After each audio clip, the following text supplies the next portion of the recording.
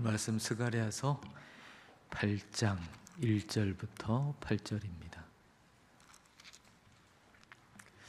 한 절씩 읽습니다.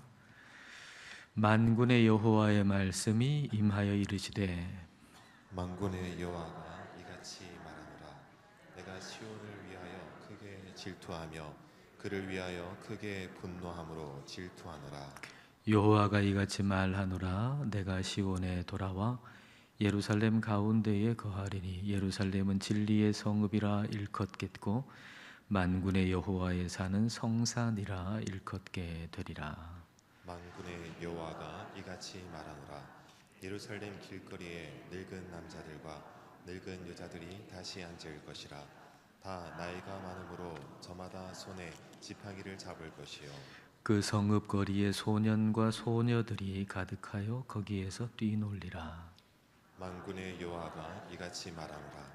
이 일이 그날에 남은 백성의 눈에는 기이하려니와 내 눈에야 어찌 기이하겠느냐. 만군의 여호와의 말이니라. 만군의 여호와가 이같이 말하노라. 보라, 내가 내 백성을 해가 뜨는 땅과 해가 지는 땅에서부터 구원하여 내고 인도하여다가 예루살렘 가운데 거주하게 하리니 그들은 내 백성이 되고 나는 진리와 공의로 그들의 하나님이 되리라. 아멘. 한 번 부딪혀서 상처가 나거나 멍이 들었는데 회복이 되지 않는다면 우리의 몸은 상처투성이, 멍투성이일 겁니다. 병이 한 번 들었는데 회복되지 않는다면 살아있는 모든 사람들은 아마 병상 가운데 지금 누워 있을 겁니다. 한 번 낙심이 되고 다시 회복되지 않는다면 사람들은 다 우울증에 빠져 있을 겁니다. 회복된다고 하는 것 참 감사한 일이죠. 하나님은 우리를 회복시켜 주시는 분입니다.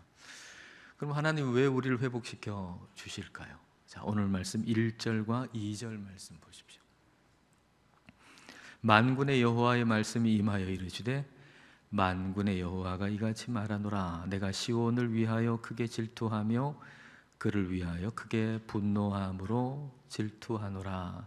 2절 말씀 가로에 세번역으로 적어놨는데요. 세번역으로 된 거 2절 말씀, 자, 다 같이 읽겠습니다.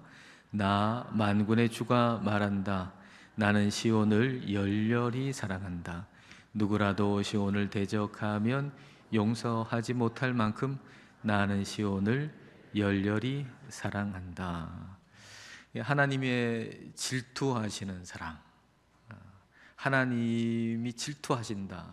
사랑의 다른 이름인 거죠. 질투는 분산되지 않는 사랑이에요. 분산되지 않는 사랑. 전부를 내어주시고 또 전부를 받기를 원하시는 사랑, 이 질투하는 사랑이에요. 만일 사랑이라고 하는 것이 적당한 배분이 가능하다면 화를 낼 필요가 없을 겁니다. 부부가 결혼해가지고 적당한 사랑을 배분할 수 있다라고 하면 뭐 딴 사람한테 마음이 가 있더라도 그렇게 화를 낼 필요가 없을 겁니다. 근데 그렇지 않잖아요. 그 사랑은 전부를 내어주는 사랑이고 전부를 원하는 그런 사랑이잖아요. 그렇기 때문에 조금이라도 사랑을 빼앗기는 것은 참을 수 없는 일이죠. 99%도 안 돼요. 100%가 돼야 하는 거죠. 우리 하나님은 우리에게 전부를 내어주셨고, 그리고 하나님은 우리에게 전부를 원하세요. 우리가 하나님을 예배한다라고 하는 것은 하나님께서 우리에게 전부를 내어주셨다라고 하는 걸 우리가 기억하고 감사하며, 그리고 우리의 전부를 드리는 거, 이게 하나님을 예배한다는 것입니다. 이와 같은 사랑을 성경은 질투라고 표현하는 거죠. 질투하는 사랑은 적당한 사랑이 아니고 불같은 사랑입니다. 예수님께서 예루살렘 성전에 오셔가지고 그 장사하는 사람들 환전하는 그 상을 둘러엎으시고 장사하는 사람 내쫓고 그러셨잖아요. 그러니까 이 제자들이 예수님의 그 모습을 보고서 불같은 사랑을 거기서 발견했어요. 예수님의 불같은 사랑. 그래서 예수님의 모습을 보고 제자들이 떠올린 성경 구절 시편의 성경 구절을 제자들이 떠올렸습니다. 요한복음 2장 17절 말씀 보십시오. 제자들이 성경 말씀에, 요 성경 말씀이 시편 69편입니다. 파랗게 된 부분이 시편 69편의 말씀이에요. 주의 전을 사모하는 열심이 나를 삼키리라 한 것을 기억하더라. 하나님을 향한 사랑이 불타는 거죠. 예수님의 모습을 통해 가지고 제자들이 그 시편 69편의 말씀을 생각한 겁니다. 그런데 예수님께서 예루살렘 성전의 모습을 보니까 우리 하나님의 사랑은 질투하는 사랑이에요. 완전히 모든 걸 다 내어주시는 사랑, 100% 사랑인데, 그런데 하나님 백성들의 사랑은, 하나님을 향한 사랑은 너무나도 산만한 사랑이에요. 너무나도 산만한 사랑. 우리 주님은 그런 사랑을 원치 않는 거예요. 서로에게 전부가 되는 사랑, 다른 것이 끼어들 수 없는 사랑, 그런 사랑의 특성을 질투라고 성경은 표현하는 거죠. 우리를 향한 하나님의 사랑이 그 성전에서 장사하는 사람, 환전하는 사람, 이걸 내쫓으셔가지고 하나님의 백성들을 회복시키도록 만드시는 거예요. 그러니까 우리를 향한 우리 주님의 그 온전하신 사랑이 우리가 무너진 채로 그냥 놔두지 않는다는 거예요. 그분의 사랑이 우리를 회복시키는 거죠. 왜 하나님 우리를 회복시키시는가? 우리가 무너진 채로 우리를 두고 볼 수가 없어요. 그분의 사랑은. 그래서 우리를 회복시키는 겁니다. 자, 3절 말씀, 3절 같이 읽겠습니다. 여호와가 이같이 말하노라. 내가 시온에 돌아와 예루살렘 가운데에 거하리니 예루살렘은 진리의 성읍이라 일컫겠고 만군의 여호와의 사는 성산이라 일컫게 되리라. 예루살렘 가운데 우리 하나님이 오셔가지고 회복시키세요. 그래서 예루살렘을 진리의 성읍, 진리의 도시다 라고 일컫게 되고, 그리고 시온산을 성산, 거룩한 산이라고 일컫게 된다라고 말씀하시죠. 그러니까 잃어버렸던 이름, 잃어버렸던 명예를 다시 되찾게 해주신다, 그런 말씀입니다. 거룩한 산이 거룩함이 없는 산이 되었었어요. 그리고 진리의 도시가 진리가 없는 도시가 됐었어요. 그래서 다른 열방으로부터 무시를 받았어요. 명예가 실추됐어요. 이름이 떨어졌어요.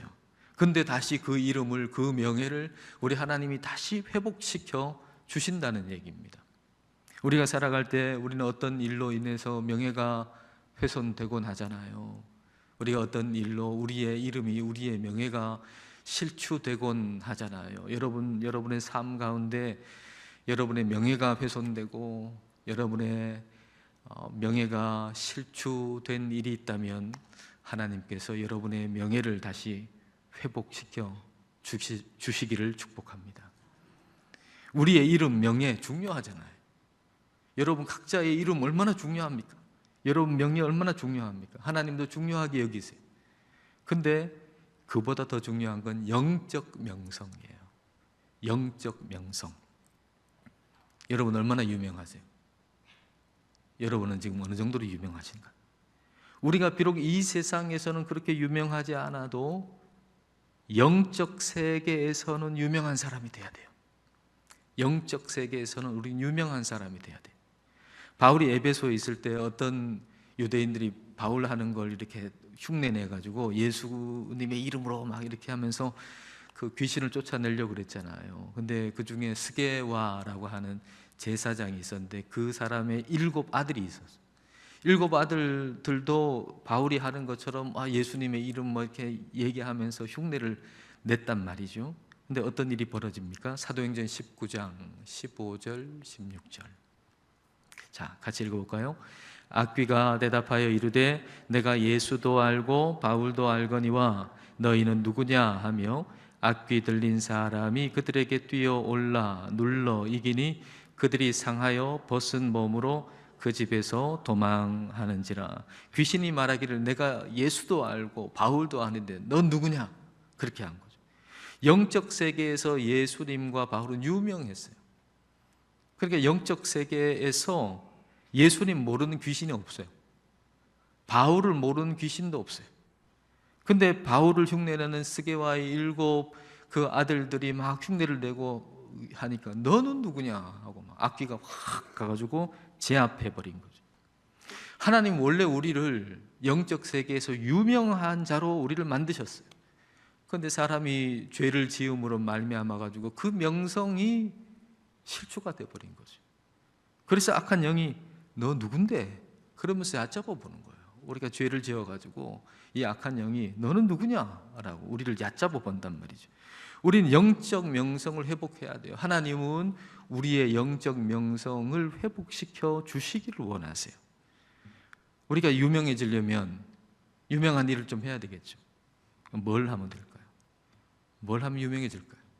이발을 할 때 이발사 분이 늘 옛 노래를 이렇게 틀어 두셔가지고 강제적으로 이제 옛 노래를 이제 듣곤 하는데, 이제 언젠가 그 이발하시는 분이 한참 머리를 깎다가 노래가 시끄럽지 않냐고 물으세요. 사실 좀 시끄러웠는데 괜찮다고 이렇게 말씀을 드리니까 그러면서 제가 지금 듣는 노래는 다 처음 듣는 노래다 이런 얘기를 드리니까 다른 노래를 이렇게 트시더라고요. 다른 노래를 이렇게 틀면서 이건 아시죠? 그러는데 그 노래 제목이 안동역에서였어요. 안동역에서. 그래서 설명을 해 주시더라고요. 이 노래는 안동역에서라는 노래인데 이 노래를 부른 가수가 안동에서 그렇게 유명해졌다는 겁니다. 막 노래 비까지 막 세웠다는 겁니다. 그리고서 하는 말씀이 어떤 지역을 가지고 노래하면 그 지역에서 유명해진다는 거예요.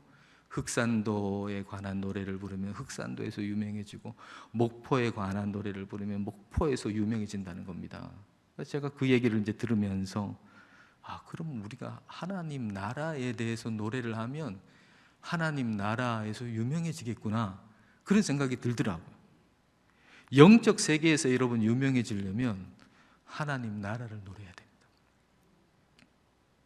성경도 우리에게 먼저 하나님 나라와 의를 구하라 그러잖아요. 영원한 걸 노래하라는 거거든요. 영원한 걸 기도하라는 거거든요. 우리가 하나님의 나라를 노래하고 하나님의 나라를 우리가 높이고 전하면, 영원한 것을 우리가 기도하고 노래하고 전하면 우리 영적 세계에서 유명해지는 것입니다. 우리가 이 세상에서는 그렇게 유명하지 않아도 괜찮아요. 유명해지면 좋겠지만 이 세상에서 그렇게 유명해지지 않아도 괜찮아요. 그러나 영적 세계에서는 유명해져야 돼요. 영적 세계에서는 여러분 이름 다 알아야 돼요. 영적 세계에서 여러분 이름 모르면 안 돼요. 누구 이름은 안 돼요. 영적 세계에서는 여러분 이름을 다 알아야 돼요. 하나님 그렇게 우리를 부르셨어요. 영적 세계에서 다 유명해지시기를 축복합니다. 하나님 우리를 회복하세요. 하나님 우리를 영적으로만 회복하시는 게 아니고 영적으로도 회복하시지만 또 우리의 일상도 회복하세요. 우리 일상.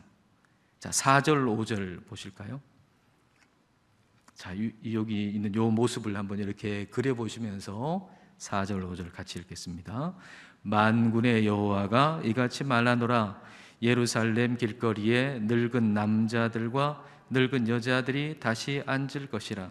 다 나이가 많으므로 저마다 손에 지팡이를 잡을 것이요 그 성읍거리에 소년과 소녀들이 가득하여 거기에서 뛰놀리라. 언젠가 이스라엘의 뉴스를 보게 됐어요. 이스라엘의 뉴스를 이렇게 보는데 카메라가 아주 연세가 많으신 분들이 이제 벤치에 앉아 있고, 그리고 거기에 그 앞에서 애들이 막 뛰어노는 장면이 이렇게 카메라에 잡히는 거예요.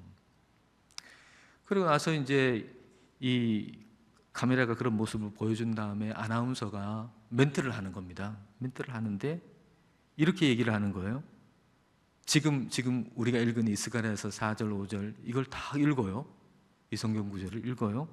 그리고 하는 얘기가 말하기를 여러분은 지금 이 성경 구절대로 성취되어진 모습을 보고 있습니다. 그렇게 얘기하더라고요. 굉장히 그 장면이 인상적이었어요. 그 뉴스가. 노인들이 벤치에 앉아 있어요.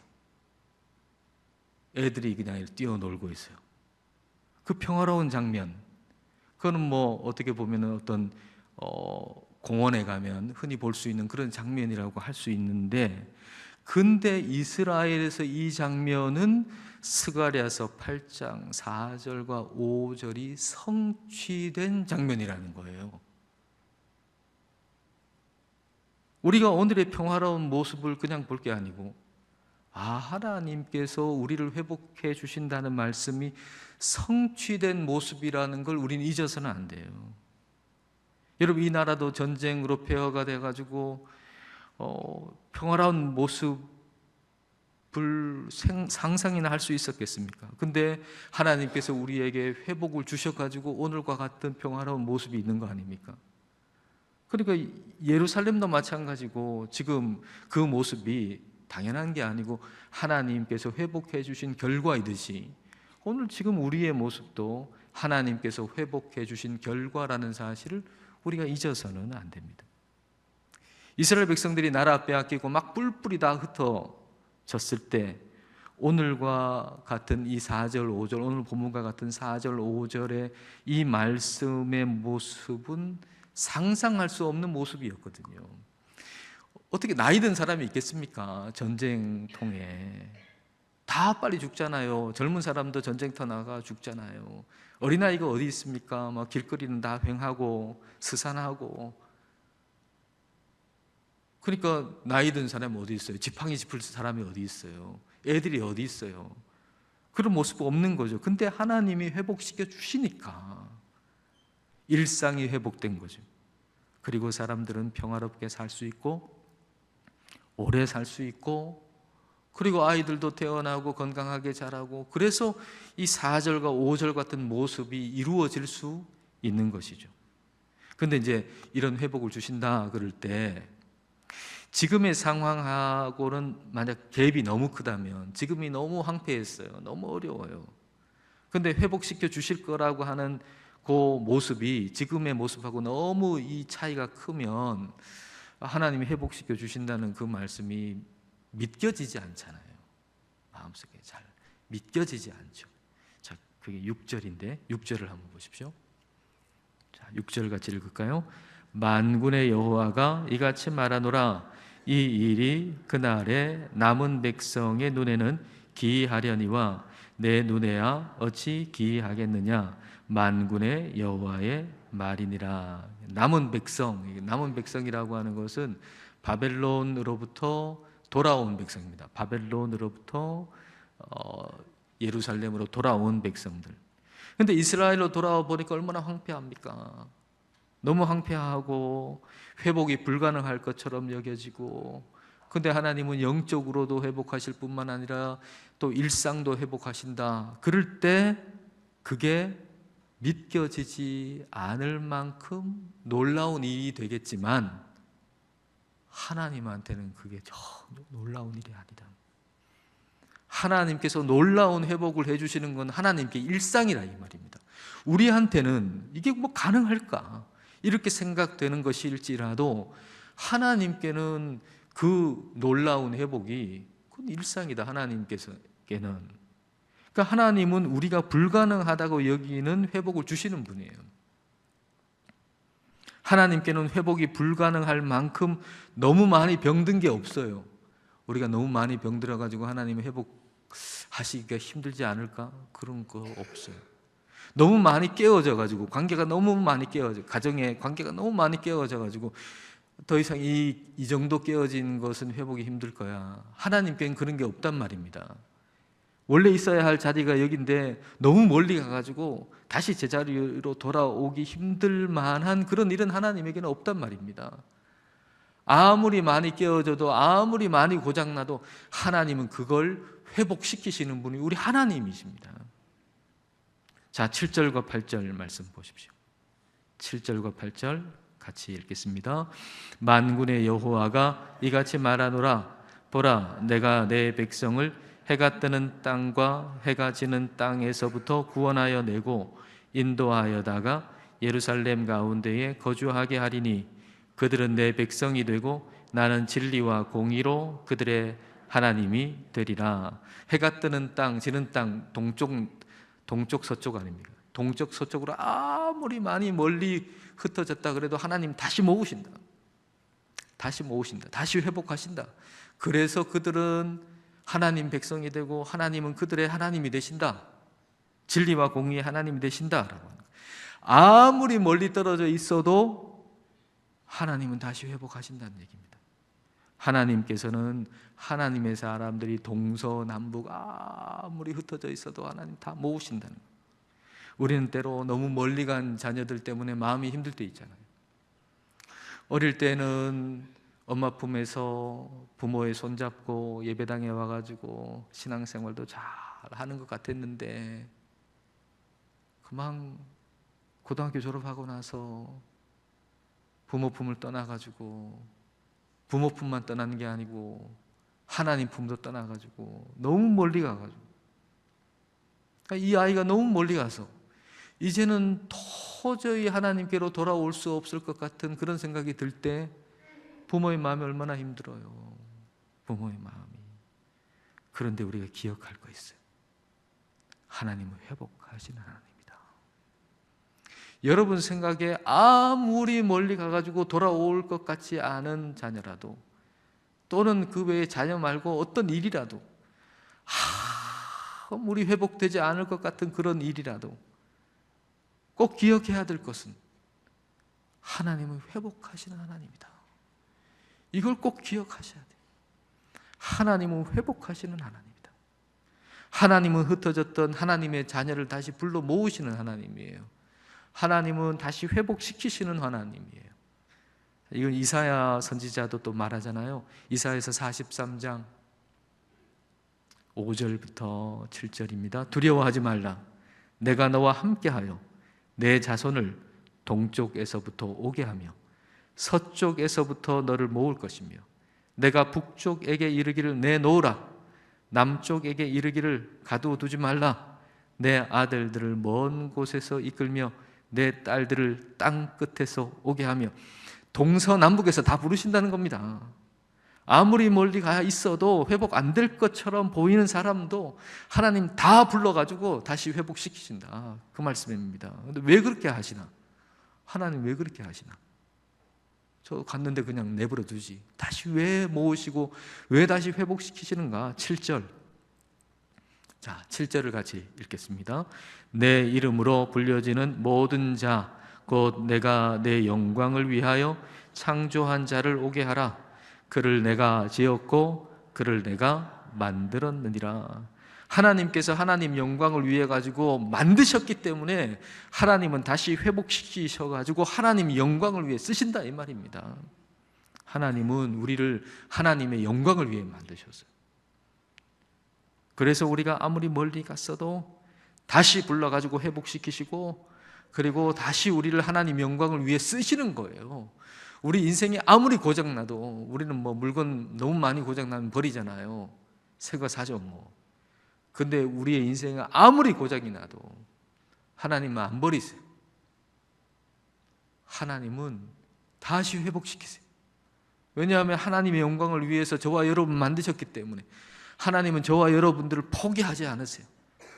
그래서 다시 회복시키셔가지고 하나님의 영광을 위해서 우리를 쓰시는 겁니다. 하나님 우리에게 회복을 약속하셨어요.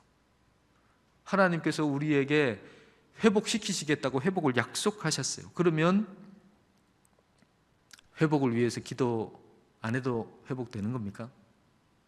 하나님께서 우리의 회복, 우리 가정의 회복, 자녀들의 회복, 교회의 회복, 그리고 이 땅, 이 나라의 회복을 약속하셨기 때문에 우리는 그 회복을 위해서 더 기도해야 돼요. 예수님이 베드로가 예수님 부인할 걸 미리 알고 계셨잖아요. 그리고 베드로가 회개하고 다시 믿음이 회복될 것도 예수님 알고 계셨어요. 그래서 예수님은 기도 안 하셨나요? 오히려 베드로를 위해 기도하셨잖아요. 베드로의 믿음이 떨어지지 않기를 기도하셨잖아요. 예수님께서 베드로가 회복될 걸 아셨어요. 아셨기 때문에 베드로를 위해서 그 회복을 위해 기도하셨어요. 예수님께서. 오늘 말씀은 우리에게 하나님께서 회복시켜 주신다 약속하고 계세요.